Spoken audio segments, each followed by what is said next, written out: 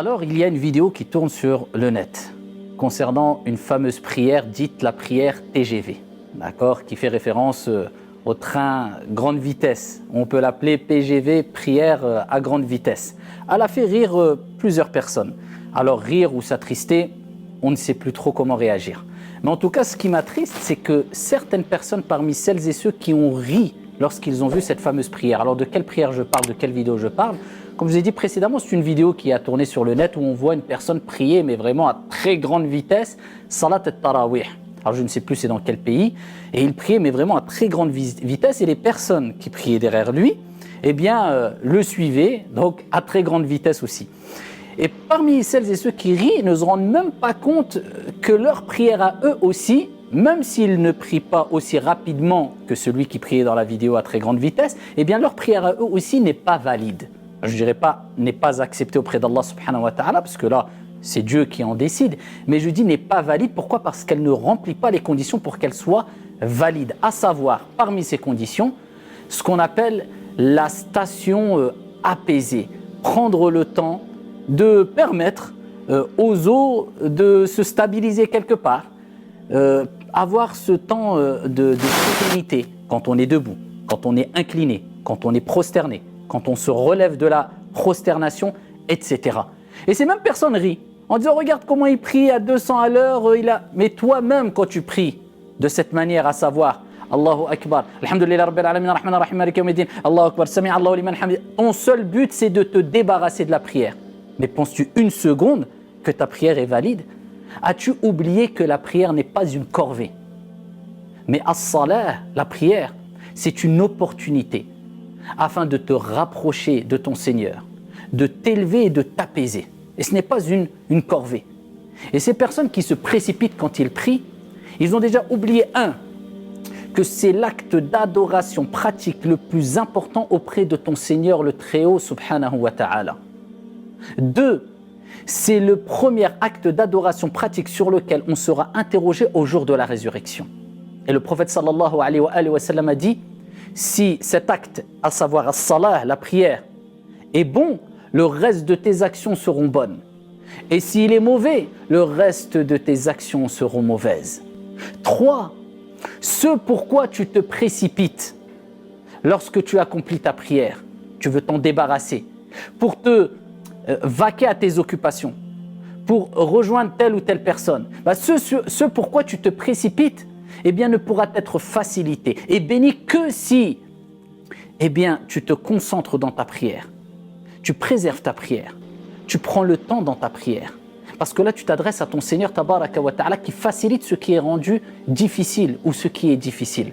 Lorsque tu commences ta prière, tu commences par takbiratul ihram, à savoir Allahu Akbar. Dieu est le plus grand, pour te rappeler que Dieu est plus grand que tes soucis. Et que tes soucis, eh bien, c'est très facile pour Allah subhanahu wa ta'ala de t'en délivrer. Quand il veut quoi que ce soit, il dit kun fayakun. Mais Allah subhanahu wa ta'ala, il attend de toi, eh bien, que tu lui prouves que tes priorités, c'est ta relation spirituelle avec lui subhanahu wa ta'ala. Et que ce vers quoi tu veux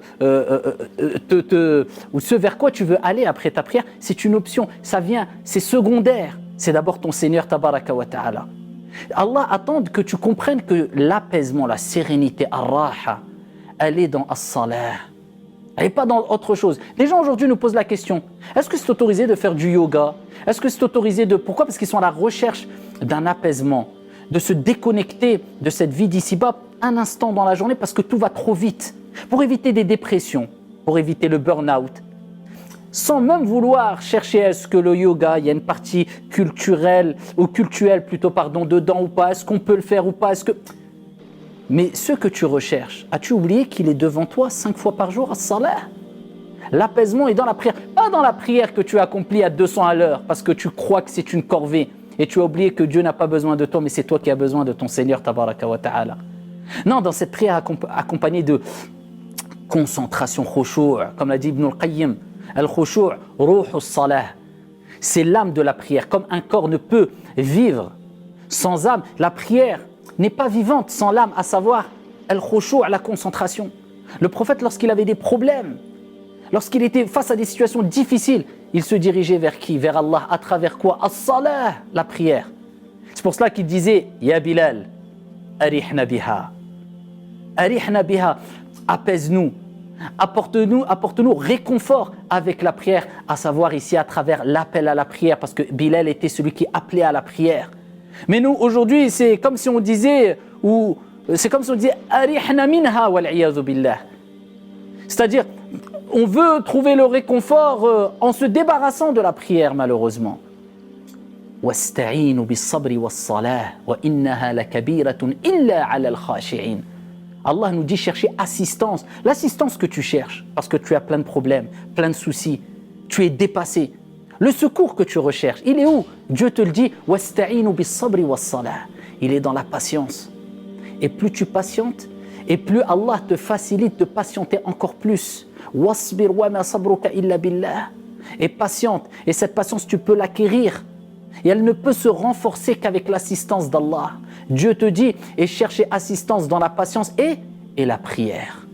C'est là où elle est l'assistance, c'est là où il est le secours. Wa innaha, la prière, elle est certes kabiratun, la kabiratun, elle est énorme, lourde, pesante, sauf illa ala al-khashi'in, ceux qui ont cet amour de Dieu, ceux qui s'éloignent des actes de désobéissance, ceux qui craignent leur Seigneur, ceux qui sont humbles. Ceux-là voient la prière comme quelque chose de léger, d'agréable, c'est un apaisement pour eux.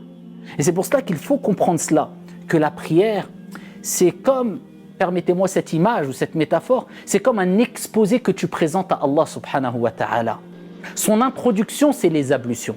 Et faire bien et correctement ces ablutions, c'est une des causes qui te permettra d'être concentré dans ta prière. Ne bâcle pas les ablutions. Son développement, c'est la prière. Il faut la faire bien, correctement, avec douceur, avec un apaisement, sans se précipiter, pas à 200 à l'heure. Et sa conclusion, eh bien, c'est le dhikr. C'est l'évocation que tu fais après la prière. Subhanallah, Subhanallah, Subhanallah. 33 fois Subhanallah, 33 fois Alhamdulillah, 33 fois Allahu Akbar. Et terminé par La ilaha illallah. Wahdahu la sharika lah, lahul mulk wa lahul hamdu wa huwa ala kulli shay'in qadir. Le prophète dit, celui qui dit ce dhikr après chaque prière, tous ses péchés seront pardonnés. C'est ça la prière, c'est un moment de recueil, d'apaisement. Tu te mets dans un environnement sain, calme. Et c'est pas à 200, je me débarrasse. Certaines personnes, excusez-moi du terme, mais même sont prêts à aller aux toilettes, mais ils disent non, je fais d'abord la prière, après j'irai aux toilettes, akramakumullah. C'est pas catastrophique. Alors que le prophète nous dit même, si tu as faim et le repas est posé, fais devancer la nourriture sur la prière. Pas que la nourriture, ce n'est pas que la nourriture est plus importante que la prière, c'est que Dieu te rappelle, le prophète alayhi salatu wassalam te rappelle qu'il est mieux de prier en étant le plus concentré possible que de prier en pensant qu'à la nourriture.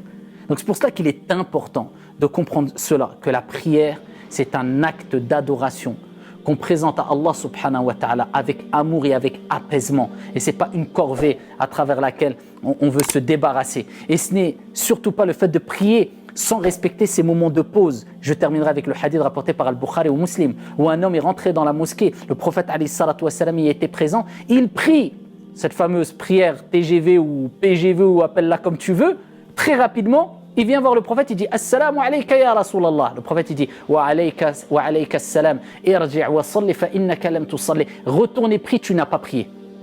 Il repart, il prie. Il revient. Il dit Assalamu alayka ya Rasulallah. Le prophète lui dit Alayka assalam, retourne prier, tu n'as pas prié. À 2 ou 3 reprises, il lui a dit ça. Il dit à Rasulallah, par Allah, il n'y a que cette prière que je connais.